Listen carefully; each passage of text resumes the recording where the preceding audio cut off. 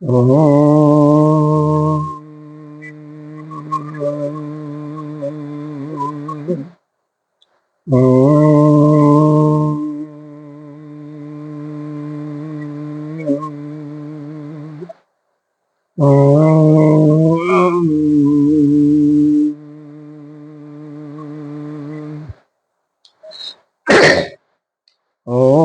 सहनावतु सहनो भुनक्तु सह वीर्यं करवावहै तेजस्विनावधीतमस्तु मा विद्विषावहै। ओम शांति शांति शांति। शंकरं शंकराचार्यं केशवं बादरायणं सूत्रभाष्यकृतौ वन्दे भगवन्तौ पुनः पुनः। ईश्वरो गुरुरात्मेति मूर्तिभेदविभागिने व्योमवद्व्याप्तदेहाय दक्षिणामूर्तये नमः। अखण्डमण्डलाकारं व्याप्तं येन चराचरं तत्पदं दर्शितं येन तस्मै श्रीगुरवे नमः। अज्ञानतिमिरान्धस्य ज्ञानाञ्जनशलाकया चक्षुरुन्मीलितं येन तस्मै श्रीगुरवे नमः। गुरुर्ब्रह्मा गुरुर्विष्णु गुरुर्देवो महेश्वरः गुरुः साक्षात् परं ब्रह्म तस्मै श्रीगुरवे नमः। त्वमेव माता च पिता त्वमेव बन्धो च सखा त्वमेव विद्याद्रविणं त्वमेव सर्वं मम देवदेव। गजाननं भूतगणाधिसेवितं कपितजम्बूफलचारुभक्षणम् उमासुतं शोकविनाशकारकं नमामि विघ्नेश्वरपादपङ्कजम्। नित्य प्रातः स्मरणीय वंदनीय अर्चनीय अनंत श्री विभूषित 1008 श्री पंचायती महानिर्वाण अखाड़ा के वरिष्ठ श्रोती वरिष्ठ महामंडलेश्वर एवं उत्तर प्रदेश हिंदू समाज के अध्यक्ष श्री सदगुरुदेव भगवान के चरणों में कोटि नमन। सभी भक्तजनों को प्रणाम। आज हम यहाँ पर चिंतन करेंगे, यह मनुष्य जो है इस 84 लाख योनियों में भटकता रहता है, उसका कारण क्या, हेतु क्या। तो विचार करने पर प्रतीत होता है कि ये जो मनुष्य कर्म करता है, उस कर्म के द्वारा जो पाप पुण्य बनते हैं, उसी के फल स्वरूप वह नाना प्रकार के योनियों में भटकता रहता है और कभी दुख कभी सुख इसी को प्राप्त करता रहता है। अगर ऐसा शास्त्र में बताया गया है कि अगर उसके पुण्य बहुत ज्यादा होते हैं, पाप बहुत ही न्यून मात्रा में है, पाप ही पुण्य ही ज्यादा है, तो उसको देवलोक की प्राप्ति होती है। अगर दोनों का लगभग बराबर होता है तो मनुष्य योनि भी मिलती है। लेकिन यदि पुण्य बहुत कम है, छीड़ है, पापी ही है, तो उसको तिर्यक योनि, पशु पक्षी, कीड़े मकोड़े या अस्थावर वृक्ष इत्यादि की योनि मिलती है।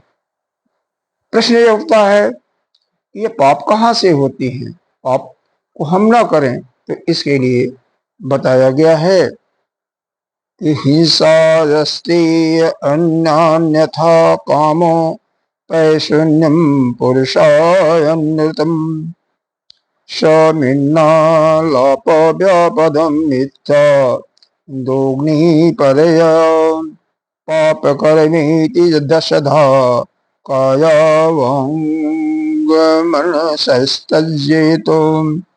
यानी यह जो 10 प्रकार के पापों का वर्णन किया गया है, वो कौन कौन से। हिंसा यानी किसी को दुख पहुंचाना, अस्तेय चोरी करना।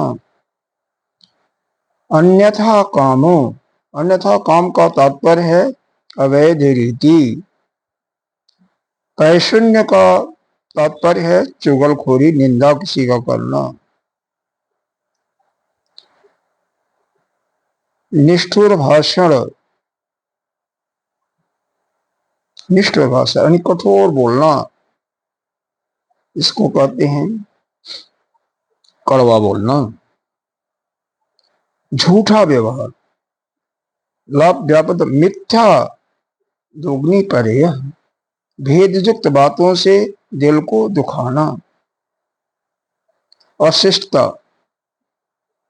नास्तिकता और अवैध आचरण से यह 10 प्रकार के पाप कर्म है जो कि शरीर, वाणी और मन से होती है।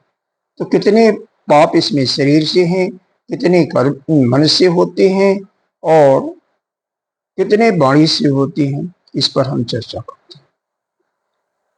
3 प्रकार के पाप शरीर से होते हैं, 4 प्रकार के वाणी से और 3 प्रकार के मन से। इस प्रकार से कुल 10 प्रकार के पाप होते हैं।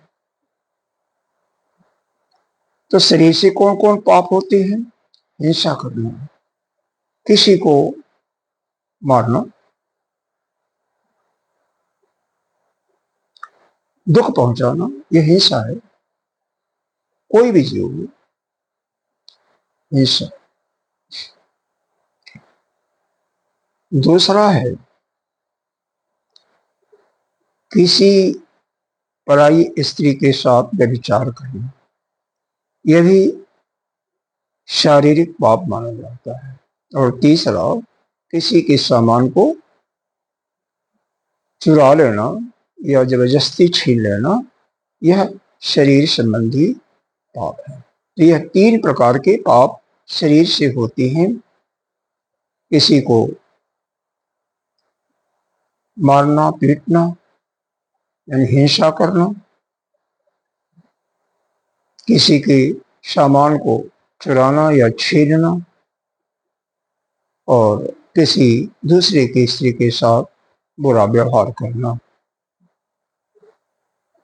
4 प्रकार के पाप वाणी से होते हैं। पहला है अनित बोलना यानी झूठ बोलना, सत्य भाषण नहीं, असत्य भाषण करना। दूसरा है निष्ठुर बोलना, कड़ा बोलना, गाली देना इत्यादि क्या है, यह भी एक प्रकार का पाप है। तीसरा है किसी की निंदा करना, चुगली करना। जैसे 2 व्यक्ति 3 व्यक्ति साथ में हैं, एक दूसरे व्यक्ति की बुराई बता रहा है जो कि वहां पर मौजूद नहीं है। अगर उसके सामने कहिए तो यह निंदा नहीं कही जाएगी, लेकिन पीठ पीछे वो व्यक्ति तो वहां पर है नहीं और उसके बुराइयां, उसकी निंदाएं, उसकी चुगली करना। जो यह निंदा करता है और जो सुनता है, दोनों पाप के अधिकारी होते हैं। गलत काम करने वाला तो पाप का अधिकारी है ही है, लेकिन जो उसकी निंदा करता है वह भी पाप का भागीदार होता है और जो सुनता है वह भी। इसलिए कभी भी किसी की निंदा नहीं करनी चाहिए। अगर कोई निंदा कर रहा है किसी का, जो पुरुष वहां पर मौजूद नहीं है, तो आप वहां से तुरंत ही चले जाइए, हट जाइए, क्योंकि वह सुनना भी पाप है। चौथा है और संबंध प्रलाप। बात कोई चल रहा है, कुछ बात हो रही है और जो कि सब्जेक्ट से, विषय से हट करके या बिना मतलब के बोलते जा रहे हैं, यह भी एक प्रकार का पाप है। ये 4 प्रकार के पाप वाणी से बताए गए। क्या? झूठ बोलना यानी जिसको अनित्य कहती हैं, कठोर बोलना, गाली देना इत्यादि। तीसरा किसी का चुगली करना या निंदा करना, और चौथा बिना मतलब के और संबंध प्रलाप करते रहना।